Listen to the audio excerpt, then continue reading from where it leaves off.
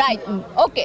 নির্বাচনের নিয়ে কিন্তু একটা ঝামেলা ছিল, আমরা যতটুকু জানি যে প্রযোজক পরিচালক কেউই ঢুকতে পারবে না। ঠিক সেম 2022 সনে আমরা যেই চিত্রটা দেখেছিলাম, 2024 সনে এসে কিন্তু সেই চিত্রটার আভার অভিভূত হচ্ছিল। তার মানে কি, সেই কালো চেহারার মুখোশধারী মানুষরা পিছন থেকে কিন্তু কাজ করে যাচ্ছে, আমরা সেটা বুঝতে পারছিলাম না। কিন্তু যখনই বাধা দেওয়া হয়েছে যে প্রযোজক পরিচালক কোনো টেকনিশিয়ানরা ঢুকবে না, তখনই কিন্তু সবাই বুঝেছে যে সেই 22 সনের ওরা কিন্তু আবার মাথাচাড়া দিয়ে উঠেছে।